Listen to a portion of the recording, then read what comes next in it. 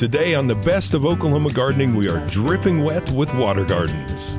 We travel to Kleinholtz Koi Farm to learn about the history of koi from koi breeder Kurt Kleinholtz. Mike Miller from Pond Pro Shop helps us construct a water garden with segments on design, equipment, underlayment and liner, and how to finish it off with rock and gravel.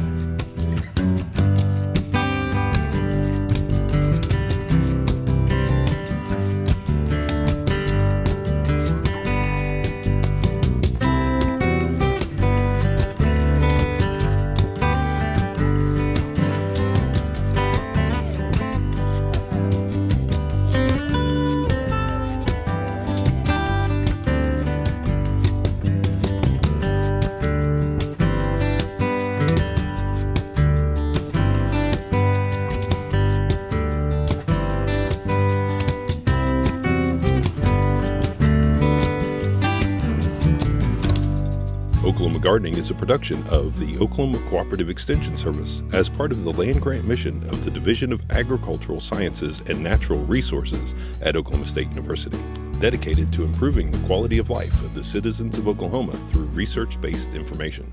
Underwriting assistance is provided by TLC, Oklahoma's leading garden center, Southwood Landscape and Nursery, Tulsa's source for great gardens, and the Oklahoma Department of Agriculture, Food, and Forestry, helping to keep Oklahoma green and growing.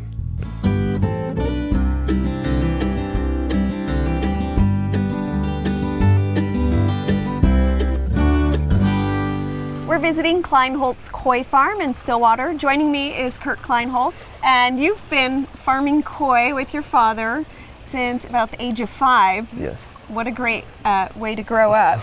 And koi, you know, obviously are very valuable, and that value is based on their colors, but also their shape. And you have 4 of what you mentioned as the most respected varieties here. Tell me a bit about these and how we differentiate them. Okay, we have these in the bowl are kohaku. Kohaku are said to be the building blocks of what are koi, because every single variety in the koi world has some form of a kohaku pattern. And within that pattern, there are many varieties of what you can have. Right here in the bowl, we have 3 fish that have a 2-step pattern. 1 step and then the 2nd step. Excellent. Let's bowl up another variety to kind of compare and look at some of the differences. What variety do we have here? This is Sanke, or Taishio Senshoku. It was developed after kohaku, and as you can see, each fish has its own kohaku pattern. And that's the black. Oh, that's the red. Red and white. Yes. And then the black is it's more of a small patch or a square, and it's mostly all above the lateral line. Okay. Sanke also have stripes on their fins, as you can see. Oh yeah. That's called tajima, and what it is it's an indication of Sanke. Most hobbyists have a difficult time if a fish has sumi on the head knowing whether it's a Sanke or a kohaku, or a Sanke or a Showa. So in this last variety, I'm seeing more of a blue coloration in the scales. Goshiki can range from anywhere between a light gray to a very dark black, and that's their 2nd color. The kohaku pattern again ranges over the black and should show through, depending on what type of goshiki you get, show through so that there's no sumi in the beni. However, these are old style goshiki and do have some reticulational sumi in their beni. The goshiki was developed from asagi and kohaku and have been refined even more over the past 10 years, giving them a very, very high place in shows in Japan and in the US. And of course, we've just been looking at 4 of hundreds of different varieties. And as we look at koi, we'll see variations in color and the body shape as well. And that really indicates a good high quality fish. Yes, yeah, body shape is very important. The body shape should always look like a bulky torpedo. If you have a fish with too much belly, it distracts from the shoulder and the tail tube, so it has to all flow. Okay. Well, thank you so much for sharing these respective varieties with us. Yes, thank you.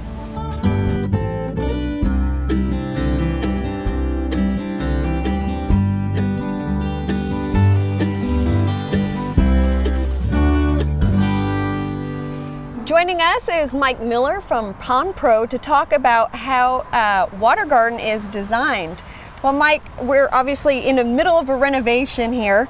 Tell me about the components to this design. I'm sure there's some critical pieces. There are some things that we want to make sure happen whenever we look at a pond. We want to make sure, number one, that there's one place that's lower than the rest of the pond. At least 2.5 to 3 feet deep.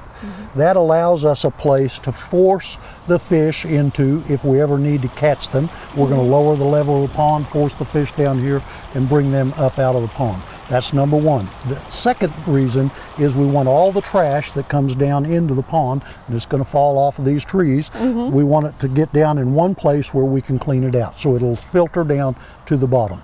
That's the first part, is one part lower than the other.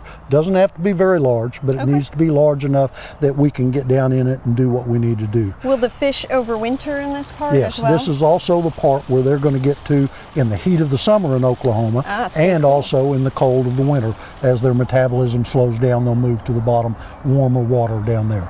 Okay. So that's the first step. Then the next thing we're going to have is a shelf, and you can see here we've put a shelf all the way around, but notice that it's at different heights. Yeah, we have this a couple side levels. is lower than this side over here. That's so that we can have different kinds of plants, different types of water plants, and we can move them up as required to go from the lower shelf to an upper shelf to the top shelf, depending on what kind it is. Otherwise, we're asking that plant to send roots or stalks all the way up to the surface, and that's hard for the plant to do. And this higher shelf lets us introduce a greater diversity of plants as well. Got lots of different plants that we can put in the margins of the pond and then down into the pond. So some plants like their feet wet, some like their toes wet, some like their ankles wet. So we've got a place for all of them. It also serves as a safety mechanism so that if somebody were to fall in your pond, they could walk out these steps and go right up to the outside. So that's especially important in a residential area where you have children. You want to make sure they have a way to be able to get out of the pond. That's the overall scheme of the whole. The other thing we don't want to do is make it square. We would call that a swimming pool. So a pond has more of a natural contour and fits into the landscape. As you can see here, this renovation, we're working around the plants that you already had in place. I think that's an important point. You don't have to tear everything out. A good designer could come in and work around the existing landscape. Absolutely. If you recall, you used to have a waterfall over here. It was a little closer to the pond than this one is, so they moved it back a little bit. Now the other part that we talk about in terms of design of the pond is we want to have some sort of a current going across the pond. Okay. So we have a place over here where we're going to put a skimmer, and the skimmer is a home for the pump and a place to draw water into. We want to have a waterfall, some sort of waterfall weir or filter, and that lets the water come back into the pond. And then we have over here a stream with another waterfall, and that stream is going to force all debris over toward the skimmer.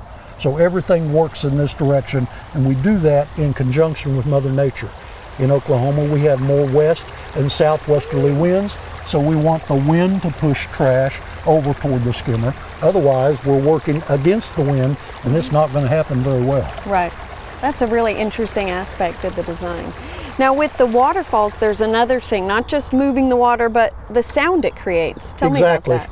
The water coming out of a waterfall has to fall in different ways in order for you to hear all of those different sounds.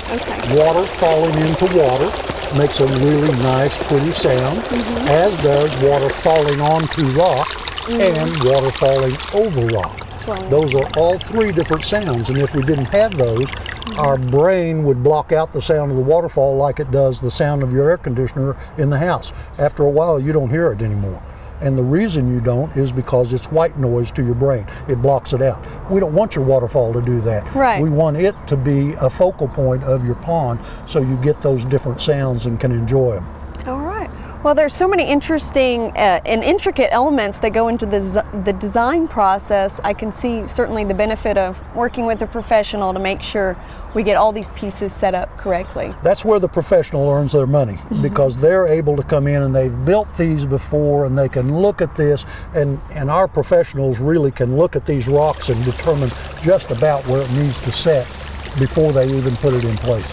And that's a real skill that's developed over time. It's something anybody can learn, but they've got to do it for a while before they know how to do it well and make it look natural. That's the key. If you go out and study creeks and waterfalls out in nature, you're going to find they're all different, but they have some common points. They're going to have some rocks on the side that were too big to wash down. Right. They got pushed out to the side. You've got some smaller rocks that did tumble down, and then you've got even smaller rocks behind those. So they know where to put the rocks as they go around. One other important consideration when you think about the shelves and the size of all of this, normally people will come and say they want a pond and they want it to be this big. Well, that's water edge to water edge. Here we've got it a lot wider than what your pond is actually going to wind up, because we're going to come in and set a rock here and a rock here and a rock here. And those rocks are going to displace water and they're going to take up space. So you're going to dig the hole a little bigger than you think you want your pond, because you've got to allow for those rocks to have a place to be. All right. Well, thank you so much, Mike. I really appreciate it. Okay.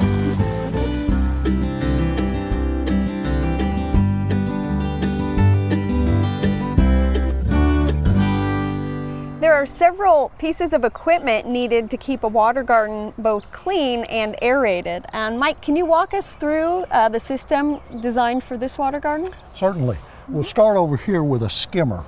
The skimmer serves two purposes. It provides a home for the pump, and it provides a method to clean debris off of the surface of the pond and put it in a place where we can then get it out and keep it clean. Okay, so it has several components inside of there. I'll show you these. This is the skimmer basket. This is where the trash is going to get accumulated, and we're going to be able to clean it out. So you want to be sure and site your skimmer someplace convenient for you to work on it. This is the weir. It's a floating weir, and it moves up and down and keeps with the water level so that the water creates a surface tension and draws the material into the skimmer. This plate comes out, and you actually have a pump down inside the skimmer. That's what is sucking the water in from across the pond, forcing it through a tube here in the back around to the waterfall filter. And that's the next piece we need to talk about. I noticed as I come around here, this tubing is actually a real flexible type of PVC. It is. Pick that up, Kim. That's a flexible PVC. It's a polyvinyl chloride, very much like the white Schedule 40 pipe that most people are familiar with, but it's flexible. You can see it's moved all the way from the skimmer around here and lays down in a trench where it's going to hook up to the next component, which is a waterfall filter. And this has several parts and pieces. Yes, it does. To it. The waterfall filter serves a couple of purposes. Number one, it provides for biological filtration. Bacteria are going to grow in this media down inside here. Then it provides some mechanical filtration with a mat that the water is going to be forced through. This mat is going to trap trash and keep it from coming out. So you've got to be able to get to this to clean it out. So we'll put that down in there. And then the last part is a plant tray. It has holes in the bottom to allow the water to come through, and you can put plants in there that will then make use of all that fertile water. As the water comes through here, it's going to come back down into the pond and start the circuit all over again. That's a basic filtration system for a very basic pond. Okay, and this is all you would need for a basic pond, but we have this extra feature of the little babbling brook. So tell me about the filtration and other equipment we have for this part. This filter that's hidden back here is a biological mechanical filter with an ultraviolet light built into it. And we want the UV light because as the water passes that, it's going to kill the single cell algae that's in the water. Okay. And that's what we're looking for it to do. It's going to be from the pump here in the bottom up to the filter, from the filter over to a diffuser over here to start the stream back down into the pond. Let's look at that diffuser. And the function of that diffuser is to spread the water out, right? Absolutely. If you think about your garden hose, if we just had the tubing come over here and make a hole, then it would just squirt out like the end of the garden hose. And we don't want that. We want it to look more natural. So we have a diffuser that causes all of that water to spread out, fill up that hole that it's going to be in, and run down this creek very slowly, very quietly. It should be a nice babbling brook for people to sit and enjoy. So we've actually got another filtration system going this way that matches that one over there. We felt it was necessary in your case because of all of the plant life you have around, and we're going to get a lot of leaves in here, so we want to have a good skimmer on it. Okay, well thank you so much.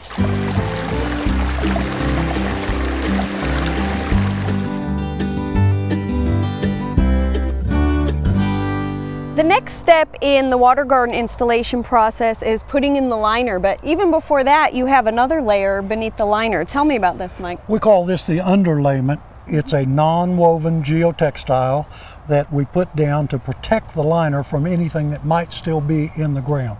A small pebble, a stick, a rock of any kind, if you and I step on it while we're carrying one of these boulders, we're going to put a lot of pressure against that liner, against that small piece, and it could puncture it. And then we're going to have to take the rock out, drain the water, find that leak somewhere. So we always want to use an underlayment under that. Okay. And you notice that it conforms to the shape of the pond all the way around, but it's not seamed together, it's just overlapped. There's two pieces That's right. overlapping. It comes in various sizes, but you don't have to worry about putting it together, you just overlay it. And we're just going to have this secured with rocks until the plastic liner. Yes, you notice the wind came up just as we started to lay it, so we put some rocks down to hold it in place. Okay. Yeah.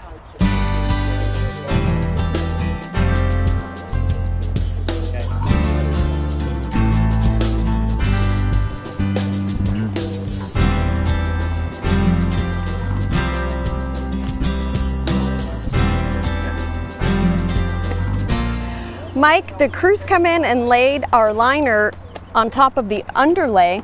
Tell me first, what is the material of the liner? It's an EPDM rubber, 45 mils thick.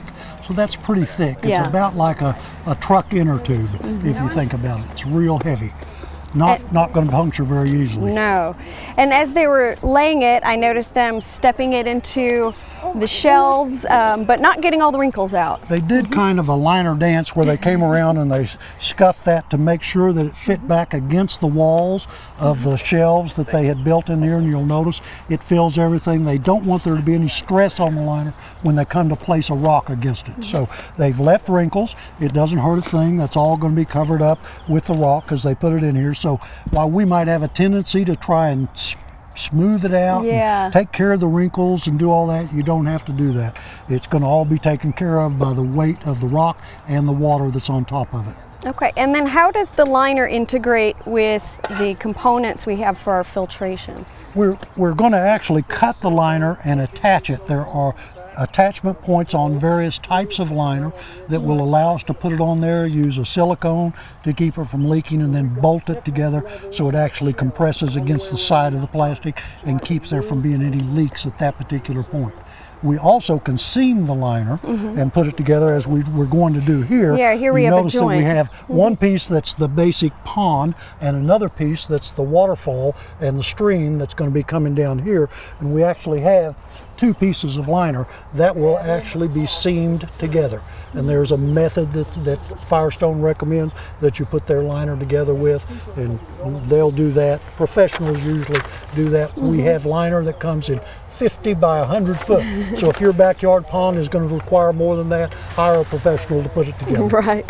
The one last thing I noticed on where we have pipes coming in, they've actually cut a hole to pass the pipe through the liner, especially on our diffuser. We call that a bulkhead fitting. Okay. So there's a piece that fits on the inside and a piece that fits on the outside. They screw together. They're threaded inside, so we can put a piece of pipe into that and adjust it just like a plumbing fitting in your house, so there won't be any leaks that come from the pipe into the pond. All right. One last thing that I know from our earlier discussion, there's a berm along the edge, and that's going to be an important part of Absolutely. installing. When we're done with the lining the pond and putting rocks in, so we know that there's no more liner needed down here, all of this is going to be excess that's up on the edge. They're going to overlay the berm, a little hill that we created all the way along the inside, and that's to keep water from running out and to keep groundwater from running in. And then they're going to bury the tip of that liner all along that edge so that nothing can get underneath it there, nothing gets over it here. We've self-contained this pond all in one enclosed liner. All right, well, thank you.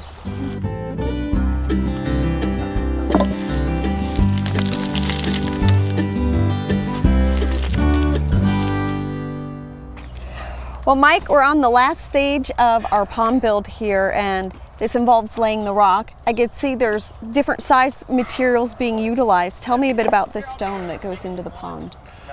About any rock native to Oklahoma would be okay to use, and it's going to come in different sizes.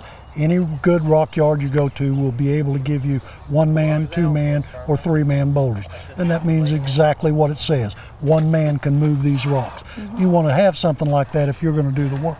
If you've got a professional coming in, he's got a piece of equipment that'll lift it, he'll use bigger rock. Right. And those are what you're going to see as character boulders out in the yard, but you're going to see irregular shaped rocks like this.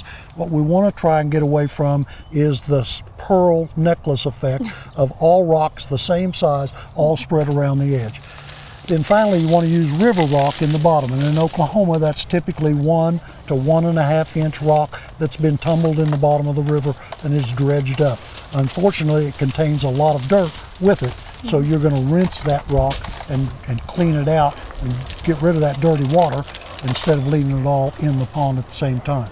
But you'll notice that they're doing this trying to establish a lack of a pattern. They're trying to make their rock laying random rather than all in a line, because you want to be able to have the water change direction based on where the rocks are. That's one of the things they're doing. They have piled rock around all of our shelves that we talked about earlier. That kind of denotes where you can walk in your pond. And very soon after you fill it up, those are going to all blend together. It's all going to get coated with a nice layer of algae, and that's beneficial to the pond. So we want that to be in there, and it makes everything kind of look like it belongs and it's natural. So we want random and irregular rocks spread throughout, and we want everything to be native to the area. It looks really strange in your yard if you have gray granite from Massachusetts in your red rock Oklahoma yard. So we try and use native rock whenever possible. Now in the waterfall area, there's some kind of key pieces in that. They have these larger slabs of rock where the water's going to fall. You notice they've got flat and almost level pieces, and they've saved those aside. They got them with all the rest of these rocks, but they save those aside to use in the waterfall so that you'd have a track for the water to fall over. They're also using a foam behind those rocks to keep the water running over the surface. You don't want the water to run under the rock, you want the water to run over the top. So we use an expanding foam. It's black, it's fish safe, and it goes in there, expands, then the water runs over the rock down into the pond the way we want it to. We'll also use that in the stream area so that when it hits a rock, it won't go behind it where you can't see it. We want it to come out and be in the stream bed where we want the water to run. I also noticed in the design they've left some little pockets where we can later come in and put some plants that don't mind having their feet wet. We would call those bog areas, and there are some. They'll be filled with gravel, small gravel, could even be pea-sized in a place like this. Not pea-sized in the pond, but up in a stream you could do that. And then use small pots or plant directly in that pea gravel as you do it, because you can get in there and work on all of those. That's going to help it look even more natural and break up the shoreline. That's one of the things we want to do, is try and make it blend into your landscape and not look like something we came in and built. As they finish up, they're going to bring some of these rocks out into the surrounding garden and help create that blend. We hope that it'll make it look more natural by doing that, and that way we keep it from being all piled up along the side here. They'll also tuck in all of this liner and clean up those edges, and then normally we'll mulch out in here to make it and hide the liner.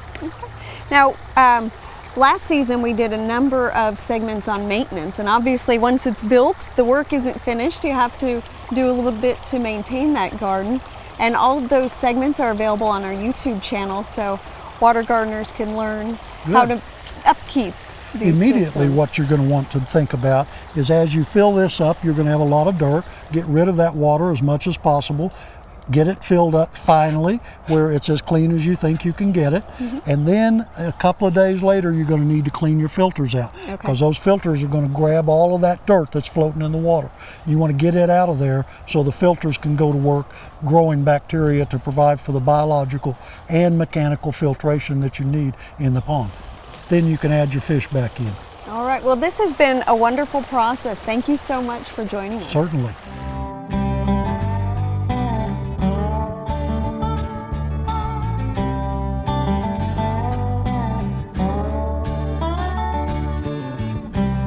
Join us next week as we take a break from winter by revisiting some of the beautiful gardens from last summer.